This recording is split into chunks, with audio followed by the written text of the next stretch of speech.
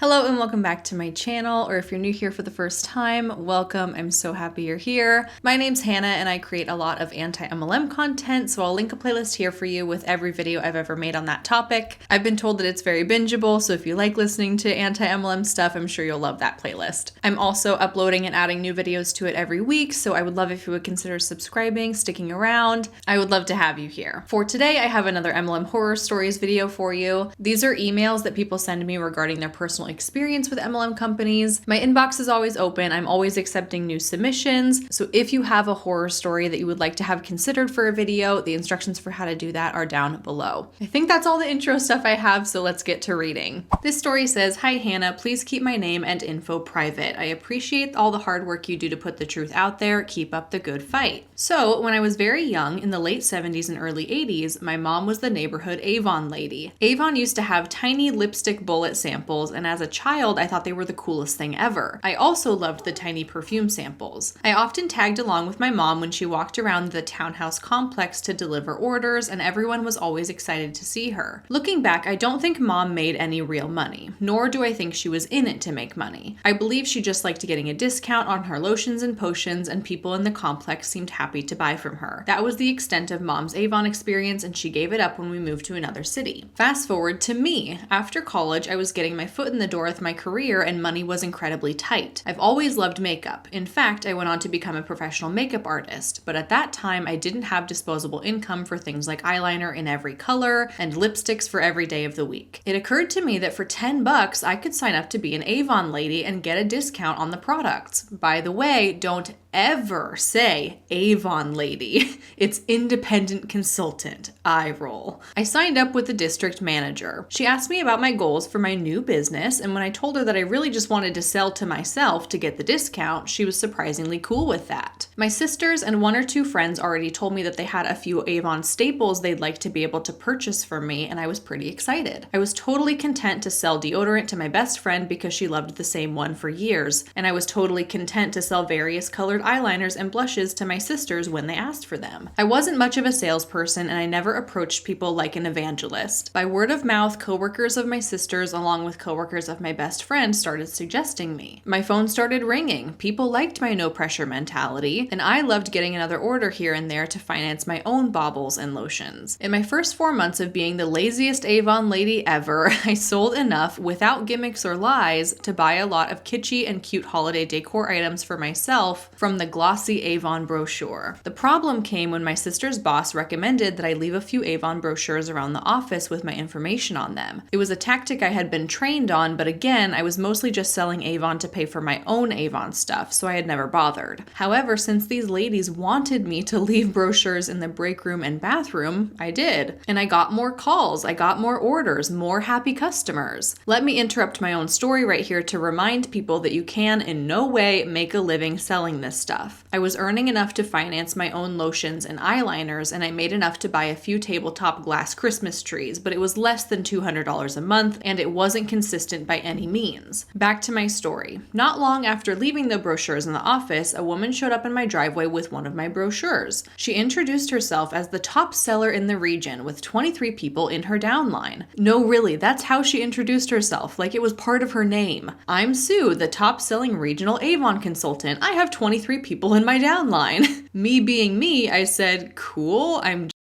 have a beagle named Lucy." She said she just wanted to make sure that I had meant to leave brochures in such and such office, and I realized this was an intimidation visit. This woman actually came to my house to try to intimidate me about daring to sell on her turf. It was all very Irish mafia, and even though she was clearly psycho, I thought it was hilarious. I told her to get the hell off my lawn. She turned to leave, but before she got in her car, she said she just wished that I had signed up under her because then we, quote, could have been a team.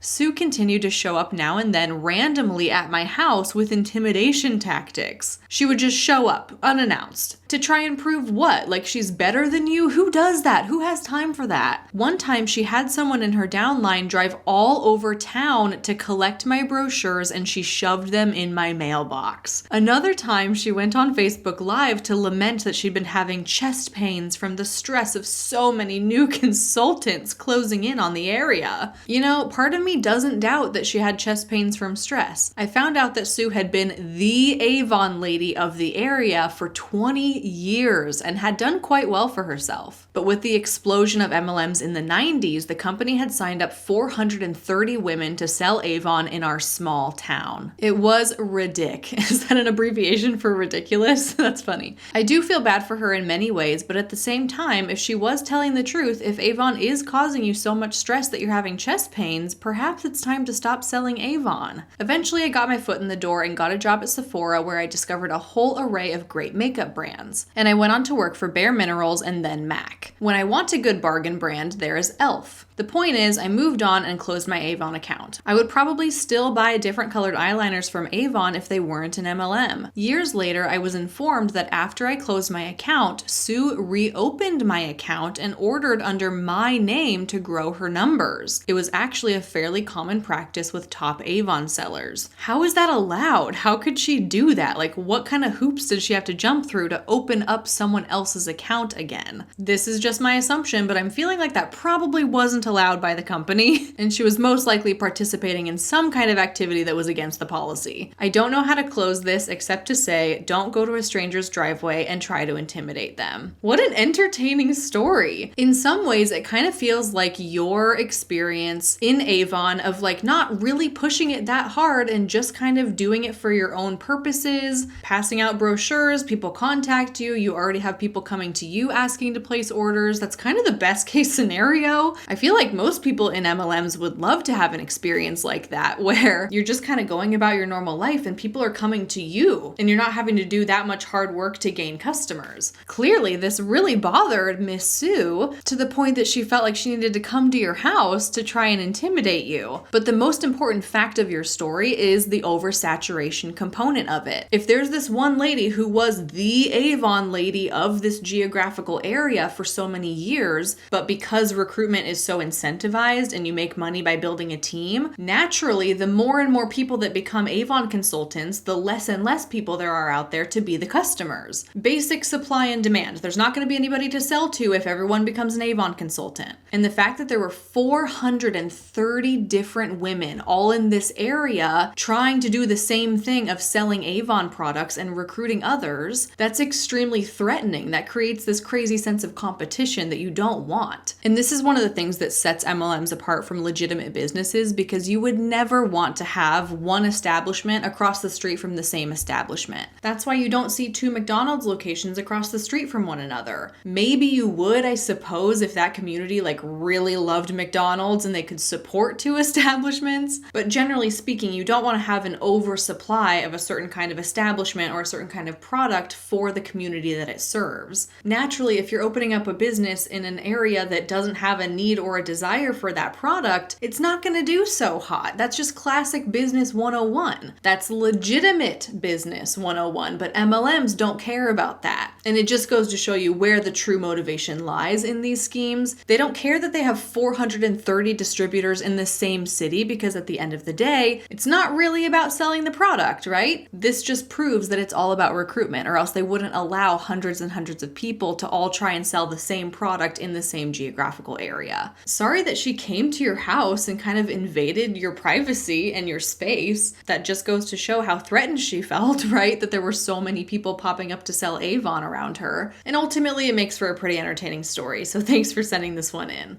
This story says, "Hi Hannah, I discovered your channel a little while ago and I so appreciate your approach in addressing this issue. I've debated sharing my story as I'm a pretty private person, but I believe the benefit of exposing the predatory nature of MLMs is important. I haven't seen all your videos yet, so if you don't need my story, that's fine. I always need stories. My inbox is always open. Please keep me anonymous if possible. Also, a trigger warning, my story will include infant and childhood cancer. Sorry if it's a little long. First, I'd like to give a quick history so that the MLM encounter is better understood. My son was born seemingly totally fine. Over the first few weeks of life, though, he became inconsolable, he had a distended belly, and other issues. We took him to his pediatrician a couple times, and the doctor believed it was gas and tummy issues, which can be very common. However, when he was 6 weeks old, his lower digestive system stopped working. We took him to the ER, and after multiple tests and imaging, we discovered that he had a germ cell tumor in his pelvis, which is a type of tumor/cancer that forms in utero. Cancer is one of parents' worst nightmares nightmares, and my baby was born with it. They transferred him to a children's hospital where he had emergency surgery and spent a couple weeks there due to complications and recovery time. Needless to say, it was a very traumatizing experience and very hard for our family. Even after he came home, the recovery was hard and exhausting. I can only begin to imagine. A few months after this, I was at a function for our church and was talking with a close friend. She was asking me about how he was doing and wanted to know more about how he got sick, etc. As I was explaining that germ cell tumors are formed in utero and doctors don't fully understand why, this acquaintance that I had only seen in passing and hardly spoke to interjected and asked if I went to the park during my pregnancy. This question honestly took me off guard, but I answered yes. I had a toddler at the time, and of course we went to the park. She went on and on about the toxins in the grass and how I must have been exposed to it, which is probably what caused my son's tumor. I was stunned and speechless and basically just stared at her. No parent wants to hear that they are responsible for giving their child cancer, and what evidence is there to prove that? What an awful and unnecessary comment to make to someone. Seizing the opportunity that my silence provided, she began a monologue about her amazing company Kyani that has this supplement that has amazing healing and energy properties. She said that I should have taken it while pregnant to protect my baby, and if I took it now while I was breastfeeding, then some of those glorious nutrients could be passed on to my very sick little boy and maybe heal him.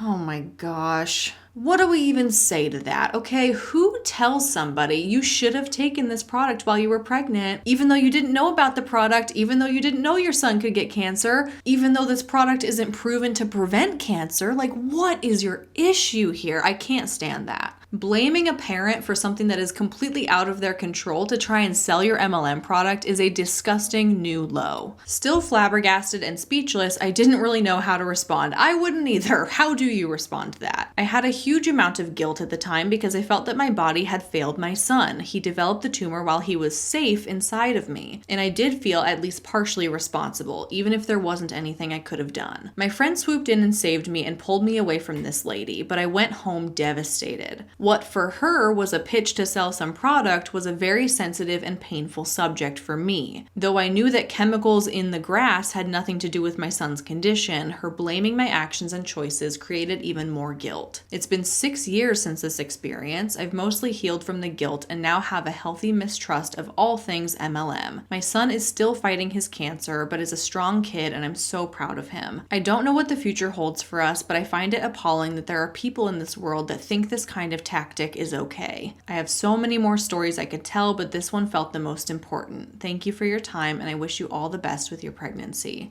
Lord.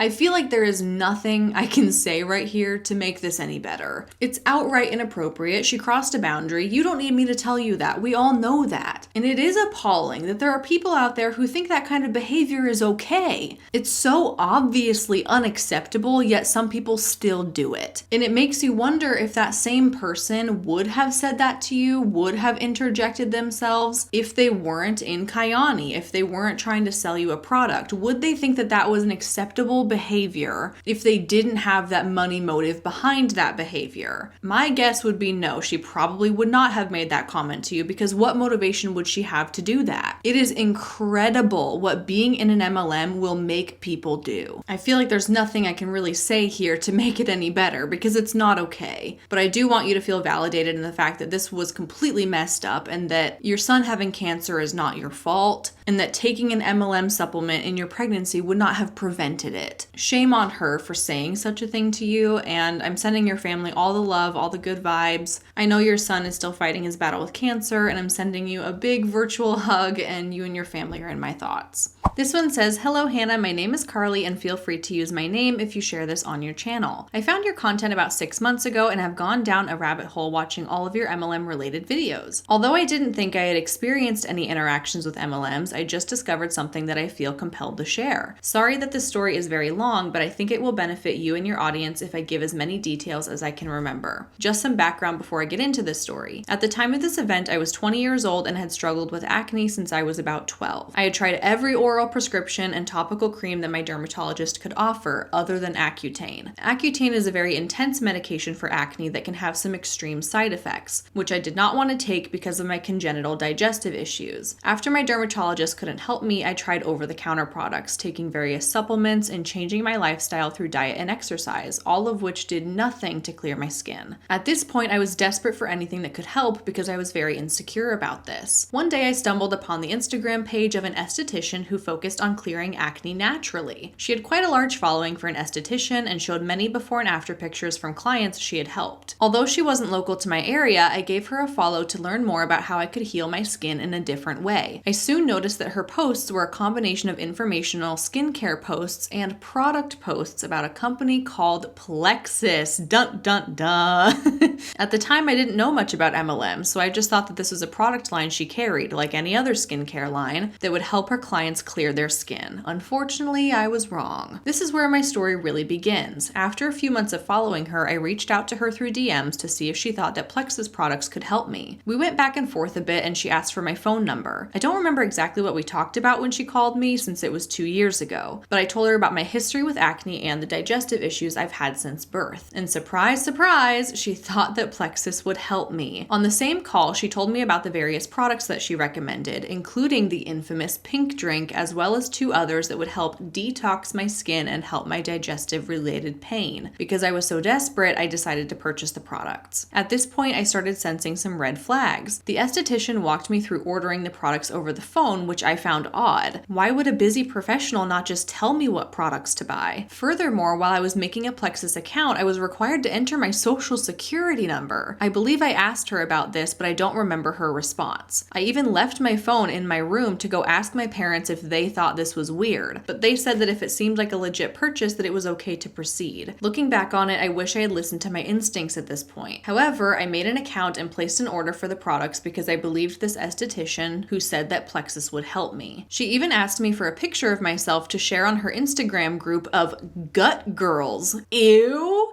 Gut girls, absolutely not. We are canceling the term gut girls right now, who were all starting Plexus. As far as I can remember, there were about 5 to 10 of us that she was helping at the time. This will be relevant later. Let's talk about this red flag of being on the phone with you as you're purchasing the order, because you're completely right to just assume that if you are an esthetician and you have a product recommendation for a client, you just send them on their way with that recommendation. You don't have to babysit them through the process of ordering it, right? It's weird. It's odd behavior.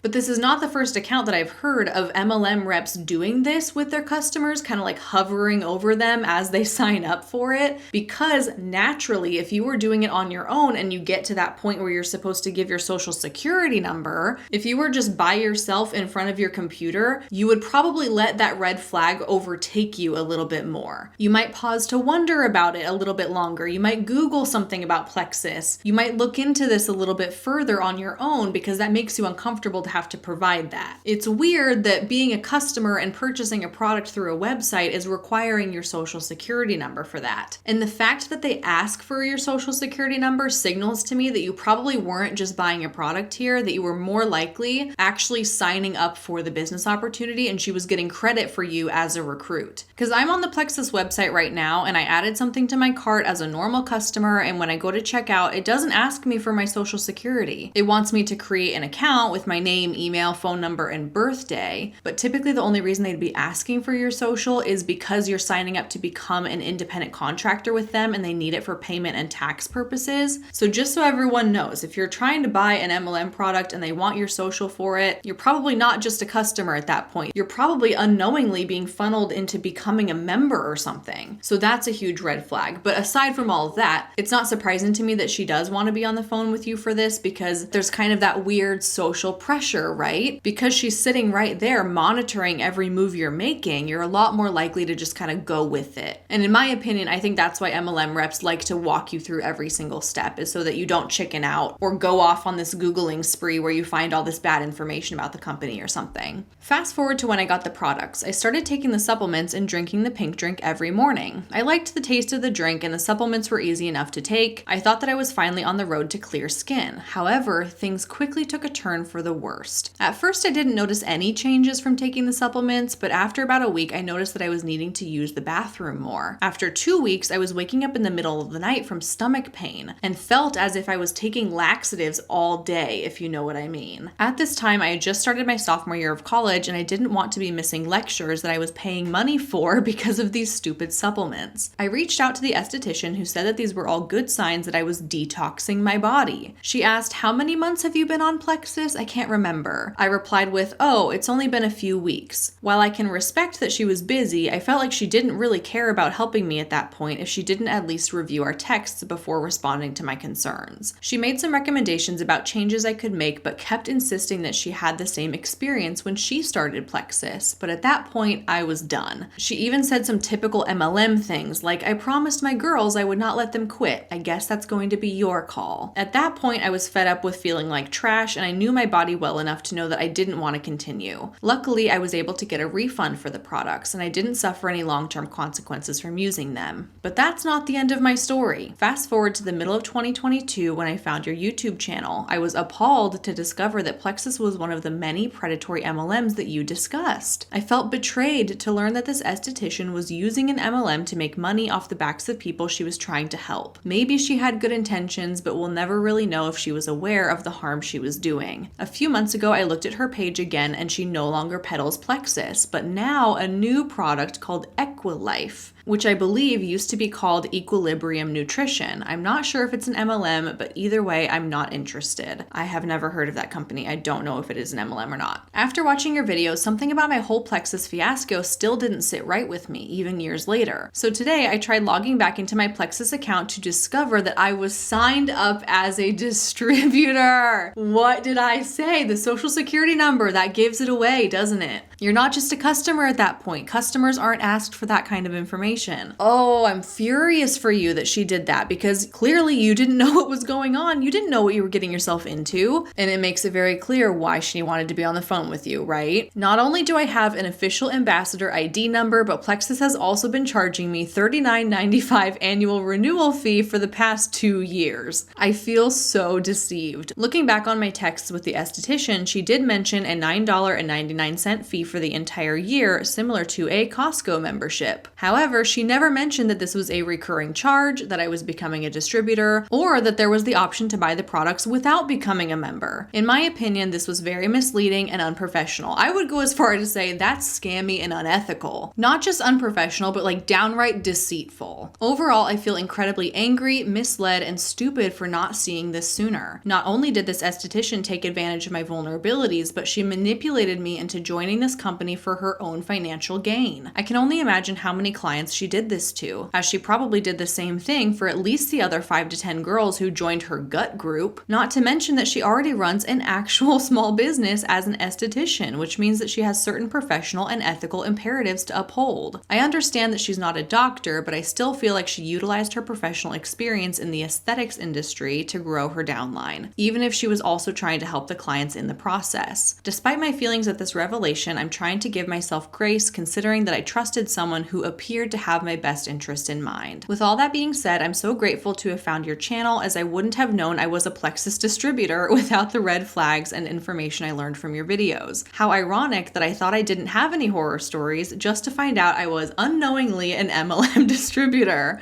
I'm currently in the process of deleting my Plexus account, but of course they can't make that an easy process. I hope this story will help others recognize the underhanded tactics MLM distributors use, even under the guise of providing professional help. Thanks for reading my story, and say hi to your kitties for me, Carly. Wow, Carly, this is insane. Yeah, because not only did you not think you had a story at all, but like your story turned out that you were actually in an MLM. And you said to say hi to the kitties. I have one right by my feet. Let me take a picture. He's napping on the ground next to me. You're so cute. Do you know that? What did I tell you about the social security number and these people signing you up without you knowing? It's crazy. But I also think that you should give yourself grace in this situation because you did the best you could with the information you had at the time. And that's something I want to reiterate more than I probably do on my channel actually, is that lots of people who get roped in with MLMs, whether or not they buy a product or they accidentally sign up or they sign up thinking it's one thing and then they realize later that it's a scam, whatever it is, people can only do the best they can with the information that they have at that moment. And I would hate for any of my videos to make somebody feel guilty or ashamed that they got involved with these things because you just don't know until you know. And that's not something that you can beat yourself up for, I don't feel like. I think the fact that she had an entire Instagram account and she was a professional esthetician, that does give her a level of credibility that I think she was exploiting with her clients here. It's natural to just assume that if somebody is a professional in that kind of field, that they would make the best recommendations for you and they do know what they're talking about. But unfortunately, that's not always the case. And I'm thankful that you wrote in this story because you laid out several different red flags that people can be on guard about to make sure that they're protecting themselves from something similar happening to them. It sucks that we can't just give people the benefit of the doubt that they're going to recommend what's best for us and that we have to be on guard and we have to be looking out for red flags and things. But that is the world we live in with MLMs these days. Representatives from these companies are getting sneakier and sneakier about how they promote and sell their products. And the best thing we can do is educate ourselves on those tactics so that we don't fall for them. So thank you for being a part of that and for sending in your story because I think there's a lot we can learn from it.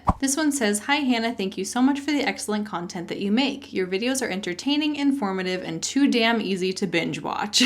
I'm so sorry, but this is going to be a long story. Could I please ask you to keep me anonymous?" Of course. I live in South Africa, and while we have the typical international MLMs like Avon, Herbalife, and Amway, my MLM horror story concerns a South African-based MLM called Unique. They sell products with rooibos in them, also known as red bush tea, a very useful natural resource that is local to our country. I also looked up a couple videos of how to pronounce that word just now. I hope I said it right. Rooibos? Please forgive my dreadful American accent if I'm saying it wrong. Their products range from teas and skincare to bath, baby, and hair products, and even to really makeup. This is me interjecting a little trigger warning right here. I started to read the next sentence and it completely threw me for a loop. Trigger warning here for violence, for traumatic situations. This gets really deep really fast. A few years ago, my husband and I were tied up and held at gunpoint one night past midnight, while a group of intruders stripped our house of everything that was easily movable. Even our bed linens were taken off of our beds. They handled my husband a bit roughly, but we were very lucky that they didn't do anything else to us and left us tied up. For many months afterwards, I suffered from depression but didn't quite realize it. Ironically, I was terrified to leave the house, even though it was where the incident occurred. I was convinced that in public, criminals would somehow smell that I was vulnerable and afraid, and I would be mugged or worse. After 9 months of being housebound, I had a wake-up call and realized that I was dying on the inside. Nothing gave me joy, and I was terrified all the time. I made a decision to change my field of work. It sounds dumb, but I literally didn't have the first idea how to do this. I think some of it was that I was working in a very different field, but also the depression made it hard to think logically on how to go about it. This is where Unique comes in. I feel like we just need to pause and give some space, give a moment for the fact that that is incredibly scary and traumatizing, and it's understandable how that would change your mood and your outlook on the world going forward. That sounds like a horrifying thing to have to go through, and thank goodness that you and your husband were safe after all of that. That's just beyond me. I can't imagine. I got invited to a ladies' morning at a family friend's church where they were expecting a famous guest speaker. Listening to her speak was very inspirational and motivational. She had a real rock bottom to CEO life story. While she did mention the company quite a bit, she didn't do a sales pitch or anything like that, and she talked a lot about her spiritual journey. At the end, I told her my story and sobbed my eyes out for the millionth time. She gave me the contact details for someone in my city who would know how to help me change jobs.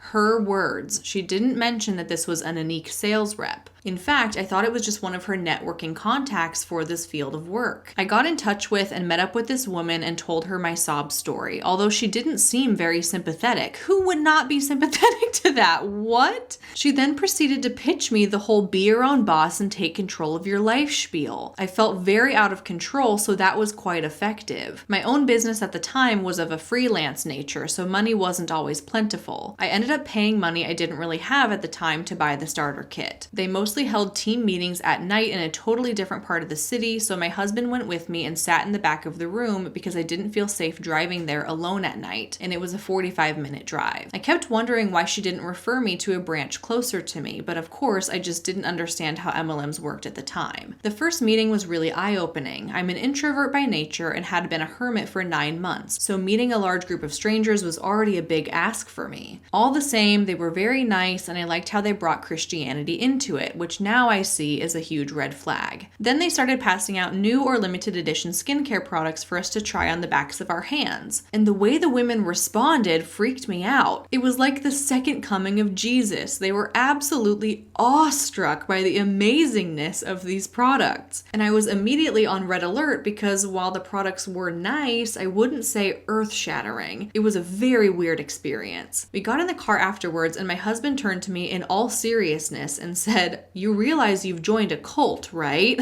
This is some next level Scientology BS." I knew like halfway through that something was really wrong with this, but that neatly summed it up. Unfortunately, I had just spent a lot of my money to join, so I was determined to try and make some of that money back first before quitting. I should have known that would never work. I was supposed to network through what they call Project 100. You're supposed to contact 10 new people on Facebook or WhatsApp every week until you've reached 100. Then you build on that. I've always detested cold marketing in any form, so I immediately knew there was no way I could be that hypocritical. I told my upline that I wasn't comfortable with that, but that I would advertise on Facebook community groups in the area and then people could contact me if they were interested, which felt more ethical to me than preying on people simply because they happened to know me. That failed epically. I also refused to recruit team members. My upline nearly choked on her own spit when I explained to her that if the products are as good as everyone in the company says, then I should be able to make a success of it just selling the products. Ah, how naive I was. I also found it very suspicious from the first meeting that these absolutely life-altering and disease-curing products weren't reported on the news if they were truly that good. Like, why didn't everyone know about it?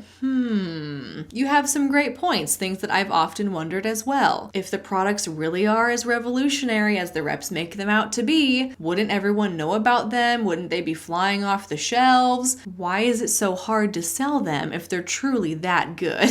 Maybe it's because the reality is they're not that good. You can imagine my horror when they explained in a team meeting that we have to pay a large sum to attend the annual company year-end celebration. I've never heard of a company asking their employees to pay a massive entry fee to attend an event that's practically compulsory to attend. That's because legitimate companies don't do that, but MLM companies do. After attending only a handful of meetings and workshops, my upline started being much colder towards me. I didn't hear from her and she just stopped being warm and helpful. I felt so stung, especially because I'd met her when I was in a very vulnerable place and not very many people in my life knew my story. In my search to find out how to somehow sell the products better and make my money back, I actually found it in the training manual. It literally said that if someone is not bringing in enough sales and isn't showing the level of commitment required, then an upline is within their rights to distance themselves, as this person is wasting valuable time that could be spent on others who are actually invested in making it work. We know this to be true anecdotally. Lots of people report that they were kind of dropped by their upline as soon as they weren't working the biz hard enough, aka not making them enough money. But this is mind-blowing, the fact that there's an actual manual where it's written out for you that that's what you should do. As an empathetic person, and considering the whole rhetoric that the team is more of a business than a family, I was shocked and horrified at the idea of throwing a person away just because they're not making you enough money. I also kept thinking that all these women in the team were committing idolatry, considering how they were the ones who kept bringing Christianity into it. We're taught not to put anything in the place of God in our lives, and they practically worshipped Anik. I was buying more product than actually selling just to keep up my tier and not get kicked out of the company, and then still have to pay back any debt created. My upline had 2 other successful businesses where she used Anik, to be sure, her, but I'm pretty sure that's where she really made her money, not through the MLM. What I was able to resell, I mostly sold to family and friends and a few of my husband's colleagues. By the end, I realized that I was spending too much and it just wasn't going to work. What infuriates me is that I had the luxury of my other business, as well as a husband with a steady job who could support me and help me absorb the loss of money when I quit, while so many other women are trapped into debt and get further buried. They join these MLMs because they're vulnerable or they're financially in trouble, and the very thing they join to free themselves of ends up miring them in debt. The last straw was the last meeting I attended where we were told that Anik can help cure cancer. They even read a testimony from some poor brainwashed woman who said that it had helped her. They just wanted us as reps to know, but we were instructed not to tell any of our customers as it's not backed up by research and the company could get into legal trouble. Just no. I find that morally repugnant. While the rooibos plant has anti-carcinogenic properties, I do not believe it is in sufficient amounts to help with the symptoms or curing of cancer. More likely, the woman enjoyed the taste and the soothing effects of the tea, and it had a psychosomatic effect. I think the problem from the beginning was always that I can think for myself, which really goes against the grain in these MLM cults. If I hadn't been emotionally and psychologically vulnerable, I would have never gotten pulled in. You know the really funny part? I absolutely hate the taste of rooibos tea, and it was the only thing they served at the meetings and workshops. Anyway, that's my very long horror story. Thank you for the work that you do to shed light on this topic. All of the best. Your statement right here at the end about you having the ability to think for yourself and how that goes against what is commonly taught or encouraged in MLMs is incredibly powerful. It's very true that you're just kind of taught to put your head down, just listen to whatever the leader is telling you, and to follow along and do whatever they're saying, and to not really question it, not to look for outside sources of information, but to just trust and listen and believe without much critical thinking. And naturally, it's easy to see how those are very cult-like tendencies. That's a pretty strong connection between MLMs and cults, is the lack of information and the information control that goes on in those organizations. And your story serves as an example of how you are one of those people that does think critically and you think for yourself and you are questioning things, yet you still kind of got swept into this MLM because of the state of mind you were in at the time, that vulnerable state that we always talk about. This vulnerability is different for every person. In your case, it's very tragic and traumatic and scary, and it's one of those things that just happens overnight. It's this pivotal event in your life that changes how you move forward in the world.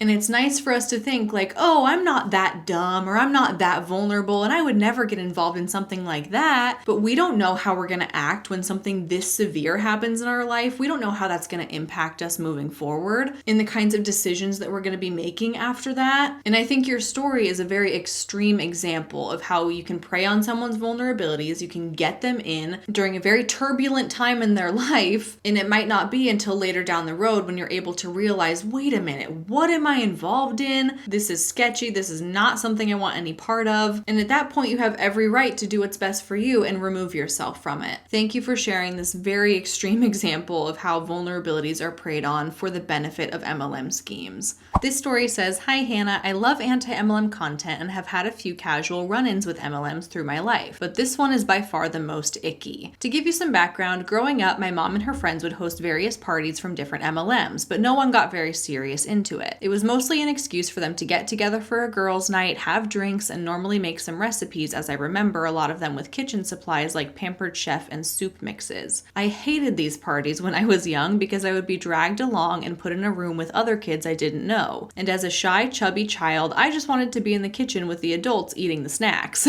But as I got older, probably around 11, my cousin, 10 years old, and I would be invited to join. I remember at this time, my mom's younger cousin who was in the Body Butters MLM, so we did a little demo with a pedicure night. And my mom did get me a few body butters because I liked how soft they made my skin. So I never thought much about MLMs. It was always just something adults did to have an excuse to get together, as none of them really got into recruiting. They would just throw a few parties and move on to the next MLM. Anyway, a few years passed and my mom ended up passing away of cancer when I was around 14. I'm really sorry for your loss. It was really rough for a while. Sometime around then, I might have been 15, and my aunt reached out to my dad to see if I would like to join her and a few other family members and her friends to a stamp MLM party. Think of ink pads and pictures to make cards, not post office stamps. I think this MLM is called Stampin' Up. And yeah, they sell all kinds of like crafty scrapbooking supplies supplies and things like that. He agreed to give me a ride to get me out of the house, and also because he knew I loved arts and crafts. So he thought that would be a nice activity for me as I was severely depressed at the time. I remembered how much fun my mom had at these parties, and so I was really excited to be invited and interested in doing some kind of art project, or at least have a few good snacks. The party was super disappointing. I ended up being one of the only people who showed up, so it was my aunt, maybe one or two of her adult friends, and me, a teenager with no money. There were no snacks or anything, and we just sat awkwardly together as my aunt went through her pitch of these stamps. We didn't even get to use them. She just kind of did it herself and held them up. But at the end, as mentioned, I was 15 with no money, but my aunt approached me about what I would like to buy. Awkwardly, I told her I wasn't expecting to buy anything and I didn't really have any money to do so. She got mad. How dare I come to her house and waste her time like this, and how rude I was to come to a party without buying something. I wanted the ground to swallow me whole. I was so embarrassed, so I picked out the cheapest thing I could find and told my dad when he picked me up that I needed $20. He was pretty annoyed that not only did he have to drive an hour out of his way twice and now had to pay for something I didn't even want. A few weeks later, I got the stupid color wheel that I never used for anything. Looking back, I think it's gross that she would try to take advantage of a teen who she knew had no income, who had just lost a parent, and who was looking for a family connection. She's no longer with the MLM. I don't think she even stayed with it by the time I got my package from her, but it made me think differently about her. Hope you had a great Thanksgiving. Keep reading stories. I think hearing this content is so important. I hope you had a great Thanksgiving too. That was several months ago at this point. That just shows you how backlogged I am on stories. Personally, I agree that it was very unreasonable for your aunt to assume that you would spend any money at all. You came to this party with the assumption that you might get some free food, you could do some arts and crafts, you could hang out with a family member, it would get you out of the house, it would be beneficial for you to do that given the current circumstances and losing your mom. And it does rub me the wrong way that she would expect that someone within your circumstance at your age would be in any kind of position to spend money on stamps and things. But from the MLM rep perspective of it all, I do understand why she was upset, because if you're hosting a party for an MLM company, it's kind of the assumption that everyone in attendance is going to participate in some way or contribute some money or place some orders, and that it's going to pay off for you at the end of the night. You don't typically host these parties just for fun. Like, there's always that money motive to it, and there's always that expectation that your guests are going to sort of repay you for your time and energy of hosting the party, which now that I say it out loud, that sounds kind of gross and icky, like who would want to go to a party like that? But how were you supposed to know that at age 15 and your only backstory is going to these parties as a kid where there were snacks and you just hung out with other kids and it was casual? You didn't know what you were getting yourself into by going to this party, but your aunt treated you as if you should have known what you were getting into and you should have come prepared to buy something. And I don't think that was a fair position of her to put you in. And for what? You placed a $20 order for a color wheel, but in return, you left that experience feeling highly uncomfortable, a little bit manipulated, and you look back on this experience as the time that your aunt pressured you into buying something from an MLM. All for what? For a $20 order. Was it worth it? It's astonishing the lengths that people will go and the way that they will behave just to secure a sale for an MLM. It just doesn't feel good, and I'm sorry that she put you in that position because you were not deserving of that.